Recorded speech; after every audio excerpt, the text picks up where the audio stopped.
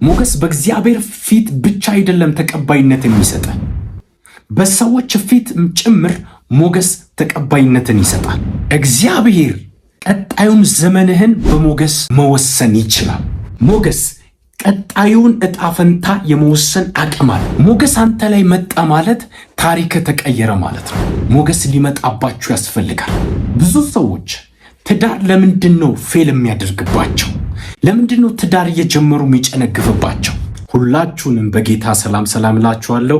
ሕይወታችሁን ሊቀይር በሚችል መልእክት መጥቻለሁ። ይህንን መልእክት ላይክ አድርጋችሁ ጀምሩ።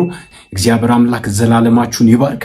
ከዚህ ሰዓት ጀምሮ በጌታ በኢየሱስ ስም እግዚአብሔር ካዘጋጀላችሁ ክንውንና በረከት ጋር መገናኘት ይሆንላችኋል። እግዚአብሔር አምላክ ምስክሬ ነው። በዚህ መልእክት የብዙ ሰዎች ሕይወት እንደሚቀየር አምናለሁ። ምክንያቱም ይህንን መልእክት በማወቅ ብቻ ነው ሕይወቴ የተቀየረው፣ ታሪኬ የተቀየረው። በፊታችሁ እንዳገለግል ምክንያት የሆነኝ ይህንን መልእክት ማወቄ ነው። ይህንን ነገር ማወቃችሁ ብቻ ሕይወታችሁ ላይ ለውጥን ያመጣል። የናንተ ጥረት ያልተጨመረበት፣ የናንተ ዕውቀት ያልተጨመረበት፣ የናንተ ትጋት ያልተጨመረበት ከእግዚአብሔር የሆነ ነገር ግን ሕይወታችሁን በፍጹም እንደከዚህ በፊቱ እንዳይቀጥል አድርጎ መለወጥ የሚችል አንድ ነገር አለ። እሱ ምንድነው ካላችሁኝ፣ የእግዚአብሔር ሞገስ ይባላል። ሰዎች ባይተባበሯችሁ፣ ተፈጥሮ ባይተባበረ፣ ነገር ግን አንድ ነገር ካለ ሁሉ ነገር መክፈቻ ነው። ይሄ ትዳርህን ተጠቅመ የሆነ ዓለም ልትገባ ትችላለህ። ቢዝነስህን ተጠቅመ የሆነ ዓለም ልትገባ ትችላለህ። ሁሉንም ዓለም ግን አክሰስ ማድረግ አትችልም። የእግዚአብሔር ሞገስ ግን ካለ፣ የእግዚአብሔር ዲቫይን ፌቨር አንተ ላይ ካለ፣ የእግዚአብሔር ቅባት ካለ፣ የእግዚአብሔር ልዩ ሞገስ አንተ ላይ ካለ ፈጽሞ ፌል አታደርግም። ፈጽሞ ወደ ኋላ አትቀርም። ዘፍጥረት ምዕራፍ 6 ላይ ቁጥር 8 ላይ ኖህ ግን በእግዚአብሔር ፊት ሞገስን አገኘ ይላል። ሃሌሉያ! ምድሪቷ በምትጠፋበት ሰዓት፣ ምድሪቷን እግዚአብሔር ሊያጠፋ በተነሳ ሰዓት፣ ሰው ኃጢአተኛ ሆኖ በተገኘበት፣ የሰውን ዘር እግዚአብሔር ሊያጠፋ በተነሳበት፣ እግዚአብሔር ሰውን በመፍጠሩ በተጸጸተበት ዘመን፣ ነገር ግን አንድ ሰው በእግዚአብሔር ፊት ሞገስን አገኘ። አንድ ሰው ብቻ ያ ሰውን ተከትሎ ቤተሰቦቹ ጭምር እንዲያመልጡ ምክንያት ሆነ። ያ ሰው ኖህ ይባላል። ኖህ ግን ይላል በእግዚአብሔር ፊት ሞገስን አገኘ ይላል። ሞገስ በሕይወት እንድትኖር ያደርግሃል፣ እንዳትጠፋ ያደርግሃል። ሞገስ በሕይወት እንድትኖር፣ በሕይወት እንድትቀጥል፣ ብዙ የሚጠፉ እያሉ አንተ ግን እንዳትጠፋ፣ አንቺ እንዳትጠፊ፣ ቤትሽ እንዲጠበቅ፣ ቢዝነስ እንዲጠበቅ፣ ስራህ እንዲጠበቅ የማድረግ ብቃት አለው። ምን? ሞገስ። ሞገስ በላይ ላይ መጣ ማለት፣ የሞገስ ኃይል አንተ ላይ መጣ ማለት ሕይወት አይበላሽም፣ ስራህ አይበላሽም፣ ቢዝነስ አይበላሽም። ከእግዚአብሔር ሞገስ የተነሳ መለኮታዊ ጥበቃ ወደ ቤት ይመጣል። እግዚአብሔር ሰውን በምድር ላይ በመፍጠሩ ተጸጸተ ይላል፣ በልቡም አዘነ ይላል። በዚያ ዘመን ሰውን ለማጥፋት እግዚአብሔር ተነሳ፣ አመፀኛ ሆነ። እግዚአብሔር የፈጠረውን ሰው ከምድር ላይ አጠፋለሁ፣ ከሰውም እስከ እንስሳ፣ እስከ ተንቀሳቃሽ፣ እስከ ሰማይ ወፍ ድረስ ስለፈጠርኳቸው ተጸጽቻለሁና አለ። በመፍጠሩ እግዚአብሔር ምድር ላይ ያለውን ፍጥረት ሁሉ በመፍጠሩ በሰው ምክንያት እንስሳ ጠላ። እግዚአብሔር በሰው ኃጢአትና የልብ አጸያፊ ተግባር እንስሳ፣ የሰማይ ወፍ አዋፋትን ጠላ፣ የምድር እንስሳትን ጠላ፣ በባህር ውስጥ የሚኖሩትን ተንቀሳቃሽ ሕያዋን ፍጥረታትን በሙሉ ጠላ። እግዚአብሔር አጠፋለዋል። ኖህ ግን በእግዚአብሔር ፊት ምንን አገኘ? ሞገስን አገኘ ይላል። ሞገስ እንዳይጠፋ በሕይወት እንዲኖር ፈቀደለት። አያችሁ፣ ኖህ በሕይወቱ ላይ በቤተሰቡ ላይ መጥፋት እንዳይመጣ ተቀባይነትን አገኘ። እግዚአብሔር ከሞገስ የተነሳ ራራለት፣ ሕይወትን አስቀጠለለት። ከእግዚአብሔር ሞገስ የተነሳ ኖህ ሕይወቱ እንዲቀጥል እግዚአብሔር ፈቀደለት። ሞገስ ቀጣዩን ዕጣ ፈንታ የመወሰን አቅም አለው። እግዚአብሔር ቀጣዩን ዘመንህን በሞገስ መወሰን ይችላል። ሞገስ አንተ ላይ መጣ ማለት ታሪክ ተቀየረ ማለት ነው። ሞገስ ሊመጣባችሁ ያስፈልጋል። ብዙ ሰዎች ትዳር ለምንድነው ፌል የሚያደርግባቸው? ለምንድነው ትዳር እየጀመሩ የሚጨነግፍባቸው?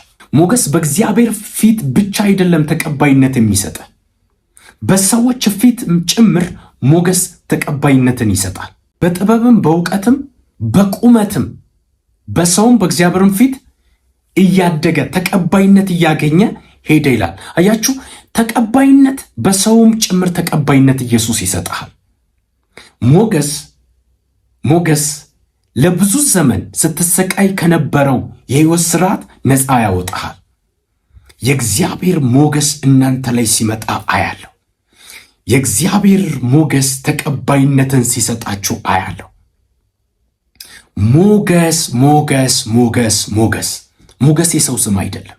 ሞገስ ከእግዚአብሔር ዘንድ የሚሰጥ በብዙዎች ዘንድ ተቀባይነትን የሚሰጥ የእግዚአብሔር ዲቫይን ኃይል ነው።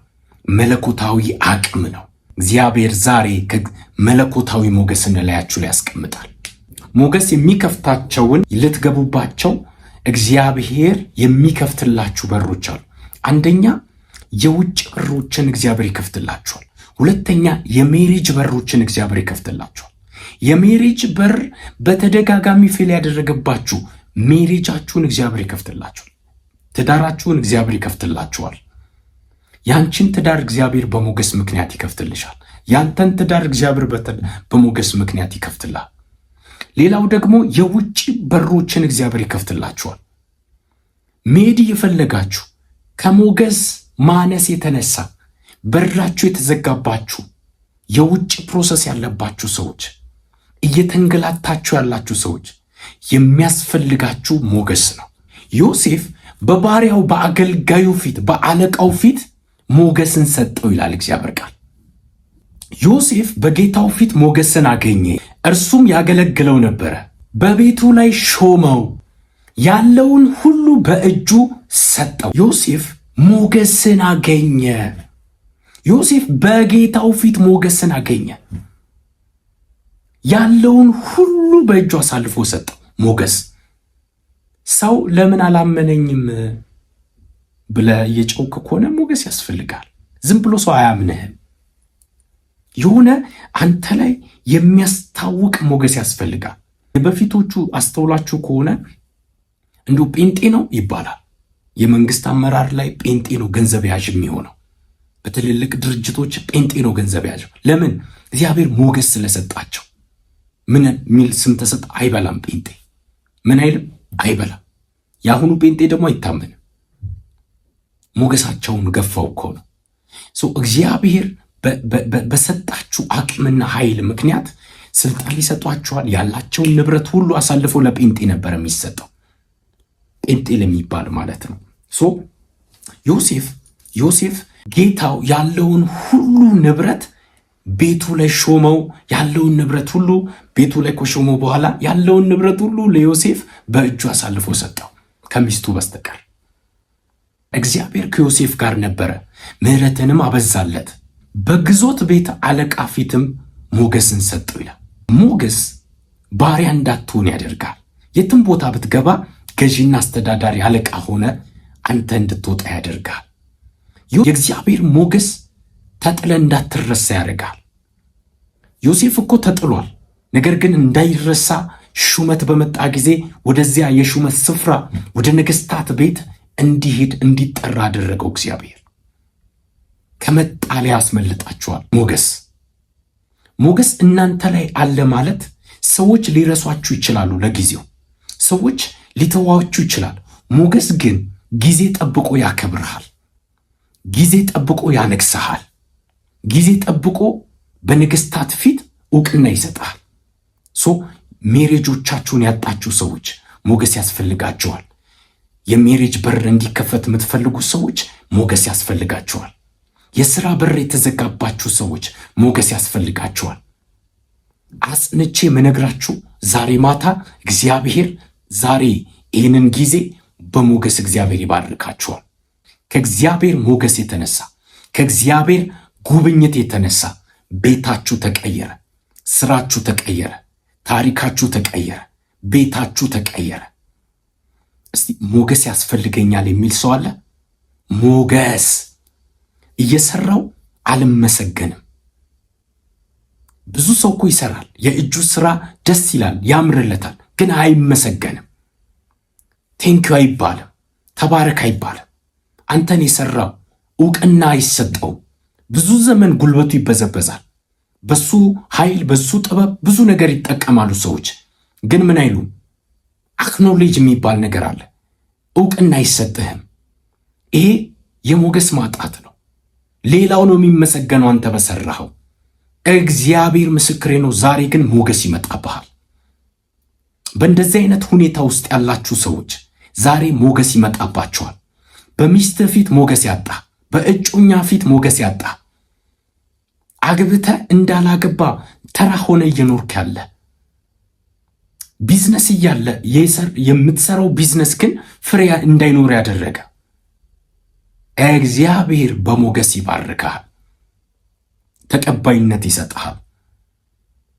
እግዚአብሔር የበትሩን ዘንግ እንዲዘረጋልሽ ያደርጋል። በንግስታት ፊት ተቀባይነትን ይሰጥሻል ጌታ። ለምን? ሞገስ አንቺ ላይ ስለመጣ። እውነቴን ነው ምላችሁ፣ ይሄ መልእክት ለሚደርሳችሁ ለእናንተ ከዛሬ ጀምሮ መለኮታዊ ሞገስ በላያችሁ ላይ መጥቷል። በላያችሁ ላይ መጥቷል። እግዚአብሔር ከዚህ ሰዓት ጀምሮ ልዩ በሆነ ሞገስ ይባርካችኋል። በስራችሁ ላይ፣ በትዳራችሁ ላይ፣ በፕሮሰሳችሁ ላይ የእግዚአብሔር ሞገስ መጣ። እግዚአብሔር ሞገስ ይስጣችሁ። ከዚህ በኋላ ሞገስ ሞገስ ሞገስ፣ በአንቺ ላይ ሞገስ መጥቷል። ኢየሱስ ጌታ ነው። ይህ መልእክት አንቺ ጋር ከደረሰ ቀጣይ 2 ሰዎችን ጥቀሚ፣ ሼር አድርጊላቸው። ተባረኪ። አንተን እግዚአብሔር በሞገስ ኃይል መውጣትን አድርጎልሃል። ለበረከቱ ጸጋና ሰላም ከእናንተ ጋር ይሁን። ሻሎም